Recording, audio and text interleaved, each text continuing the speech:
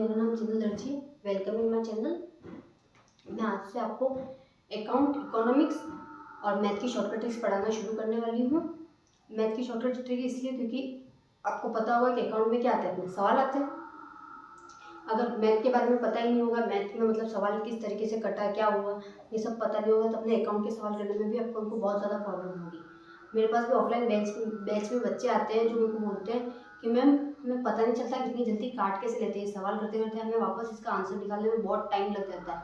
और आप कोई भी करता है, सर भी स्कूल में भी करते हैं, तो क्या करते हैं जल्दी जल्दी वो सवाल खत्म कर देते हैं और हम सोचते रह जाते हैं कि सवाल कैसे हुआ। फिर उसी सवाल को हम सर के जाने के बाद सॉर्ट आउट करने लगते हैं, तो कम से कम उसमें 2-3 सवाल होते हैं, उनको ही लेके हमारा आधा घंटा पूरा हो जाता है, तो हम दूसरी चीज़ें कब पढ़े, तो हमारे क्या उसमें टाइम वेस्ट होता है। तो ऐसी कोई ट्रिक्स होगी जो जिस वजह से हमारी मैथ स्पीड हो जाए और मैथ में जो हमें सवाल गड़बड़ हो रहे हैं वो सही हो जाए, तो इसलिए मैंने मैथ की शॉर्टकट ट्रिक्स लेना शुरू किया। और अपने ये जो बच्चे ASO की तैयारी कर रहे हैं, तो उनके लिए भी इकोनॉमिक्स बहुत ज़्यादा इंपॉर्टेंट है। उनके लिए इकोनॉमिक्स में क्या आता है, पार्ट जो आता है वो 11th-12th का आता है, फिर first year, second year, third year का आता है। अगर अपने 11th-12th का ही बेस क्लियर नहीं होता तो फर्स्ट ईयर, सेकंड ईयर का बेस कहाँ से क्लियर हो जाएगा। आपको आगे जाओगे तो first year, second year, third year में तो वहाँ पे नोट डाल के क्या लिखा होगा कि आपने ये इस क्लास में पढ़ चुके हो। जितने दंड वगैरह जो भी है वो इसमें सबके अलग अलग होते हैं, अलग अलग जैसे अलग अलग चैप्टर है तो अलग अलग सबके अलग अलग दंड होंगे, किस तरीके से बना, कौन सा क्यों बना, ये सब आपको मैं अच्छे से बता दूंगी। अगर आपको ऐसा कुछ होगी कोई ये टॉपिक हमें समझ में नहीं आ रहा है, तो आप क्या करो, उस टॉपिक को कमेंट में बता दो हमें ये समझ में नहीं आया, तो मैं दूसरे दिन कहाँ से शुरू करूँगी, जो आपने टॉपिक कमेंट में डाला था उस टॉपिक से चालू करूँगी और उसका पूरा एनालाइज आपको वापस करवा दूँगी।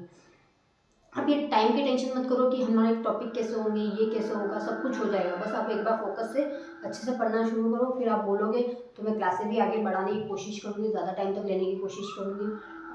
उसके बाद अच्छे से अगर आपको लगता है कि हाँ बहुत अच्छा है, तो आप डेली उसके क्लास ले और आपका भी इससे माइंड भी डेवलप होगा और आपके जो टॉपिक्स क्लियर नहीं है वो भी क्लियर हो जाएंगे। और बहुत सारे लोगों की थिंकिंग ये होती है कि हमने आज चलो कॉमर्स तो ले ली, आर्ट्स वाले भी इकोनॉमिक्स पढ़ सकते हैं, आर्ट्स वालों के लिए भी सेम सिलेबस है इकोनॉमिक्स का। ये नहीं है कि इकोनॉमिक्स उनके लिए दूसरी आती है, उनके लिए भी 11th-12th की इकोनॉमिक्स सेम है। तो ये जो इकोनॉमिक्स का बैच है वो 11th-12th दोनों का ही है, और दोनों ही आर्ट्स वाले साथ में जिनके भी इकोनॉमिक्स आती है वो सबके सब ले सकते हैं। और जो बैंकिंग की तैयारी कर रहा है उनके लिए भी इकोनॉमिक्स इंपॉर्टेंट है, क्योंकि उनका सेकंड पार्ट जो पेपर होता है उसमें यही सारी चीज़ें आती है, बैंकिंग से रिलेटेड क्या है क्या नहीं है, सब उसके अंतर्गत पूछा जाता है उनको। और यहाँ पे बहुत सारे 11th और 12th में ऐसे पार्ट होंगे जिसको आगे जाके पूरी की पूरी एक बुक बनती है, नहीं आपको समझ में नहीं आएगा कि बुक्स पूरी किससे बन गई। तो आपको पहले से ही टॉपिक्स क्लियर होंगे तो बुक्स भी ऑटोमेटिक बन जाएगी और आपको पता भी चल जाएगा कि यहाँ से था इसके अंतर्गत। बस आपको एक चैप्टर के अंतर्गत भी सारी चीज़ें क्लियर है तो आपको पता होगा आगे जाके कि ये कैसे बनने वाला है, क्या होने वाला है, ये सब पता चल जाएगा आपको। इसलिए अच्छा होगा कि आप ध्यान से देखिए हर चीज़। आप एक बार स्क्रीनशॉट ले लो।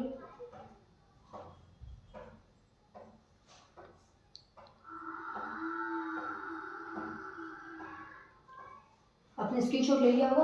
अब मैं आपको एक एक टॉपिक के बारे में बता देती हूँ। सबसे पहले अपने 11th की जो बुक है उसके 2 पार्ट है, एक तो वेस्टी और एक सेमेस्टी, माइक्रो और मैक्रो। कितने पार्ट है, 2 पार्ट है, फर्स्ट और सेकंड। उन दोनों का ही मैंने अलग अलग सिलेबस लिख रखा है और उन दोनों से ही कितने कितने नंबर आने वाले हैं वो भी बता के रखा है मैंने। पहला है सबसे पहला परिचय। परिचय का मतलब है इंट्रोडक्शन, उपभोक्ता के व्यवहार का सिद्धांत, थ्योरी ऑफ कंज्यूमर बिहेवियर।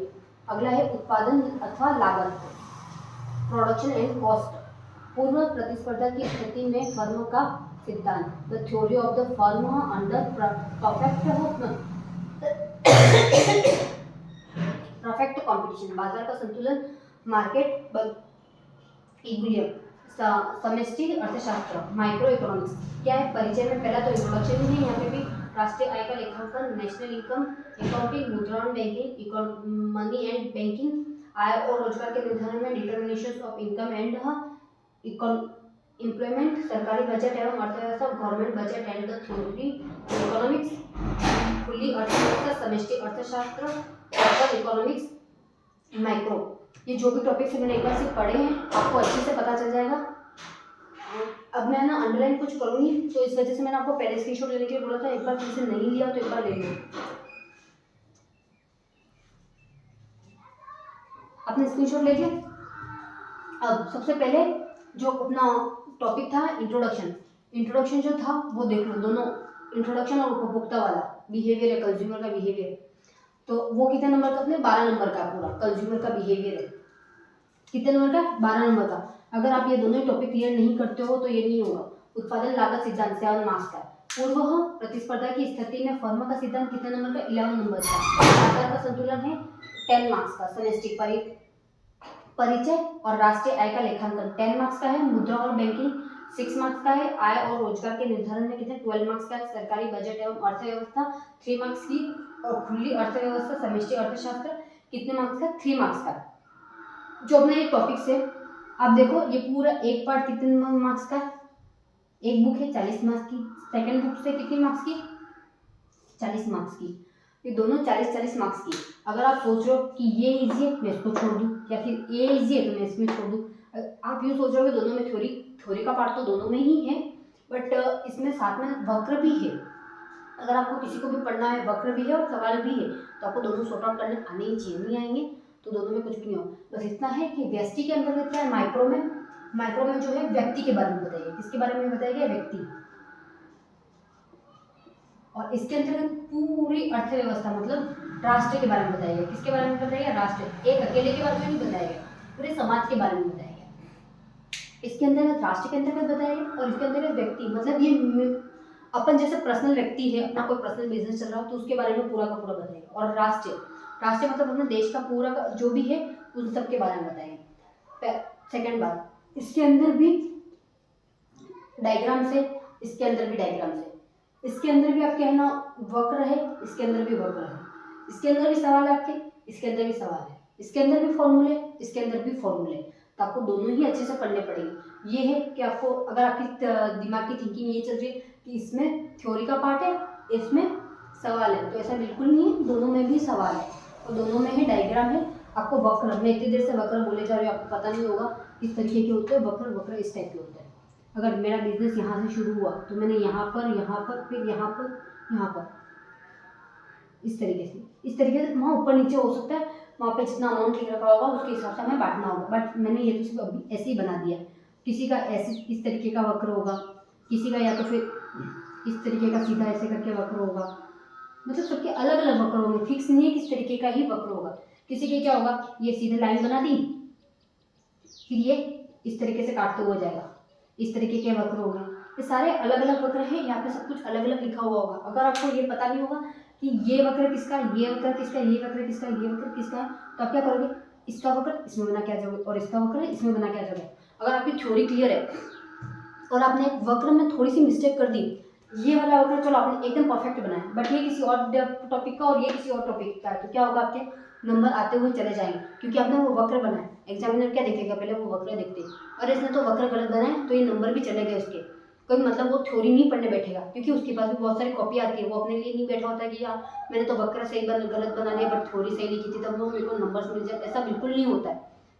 अगर आप ये सोचेंगे चलो कोई नहीं हम तो वक्र नहीं बनाएंगे और थ्योरी, अगर उसमें दिया हुआ है कि आपको वक्र के साथ समझाना है, डायग्राम के साथ समझाना है, आपको डायग्राम के साथ समझाना पड़ेगा तो ही आपको नंबर सही से मिलेंगे। नहीं तो फिर क्या होता है कि हमने बहुत अच्छे से पढ़ा था बट हमारा नंबर नहीं है।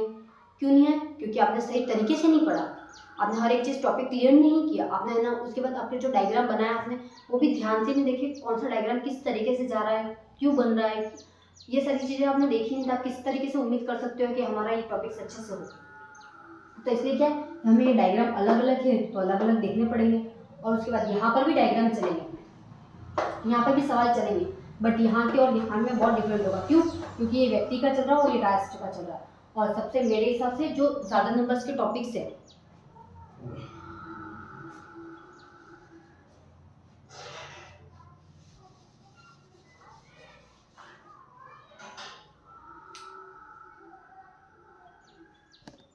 जो अपने ज़्यादा नंबर के टॉपिक है उसको ज़्यादा अच्छे से क्लियर करो।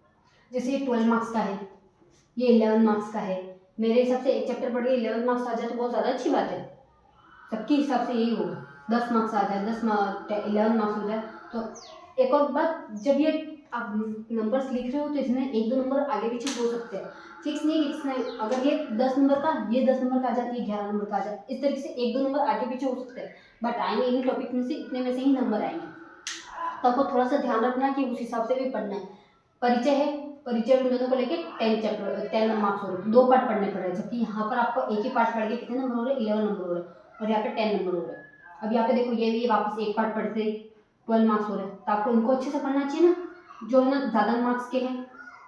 फिर ये सरकारी बजट एवं अर्थव्यवस्था, ये कितने का है बजट वाला, पूरा 3 मार्क्स का है, और ये खुली अर्थव्यवस्था, ये भी कितने 3 मार्क्स का। इसके अंतर्गत जो क्वेश्चन आएंगे ना वो 2-2 नंबर के नहीं आते, हमने 2 नंबर के जो क्वेश्चन आते हैं वो आएंगे। अगर आपने ये सोचा कि दोनों कम कम नंबर के, मैं ये छोड़ दूँ तो 2-2 नंबर के क्वेश्चन नहीं कर पाओगे, फिर वो 2-2 नंबर के क्वेश्चन शुरुआत में अपना इंप्रेशन थोड़ा घट जाता है, तो फिर वो घटता हुआ ही चलता है। तो इसलिए अपन को अपना इंप्रेशन नहीं घटाना, अपन को हर चीज़ अच्छे से पढ़नी है। अगर आपको ऐसा हो कि कोई टॉपिक समझ में नहीं आ रहा तो मेरे को कमेंट कर देना, मैं वापस से वो टॉपिक बताऊँगी, और सब्सक्राइब कर देना। कल देखते हैं अपन, नेक्स्ट क्लास में मिलते हैं।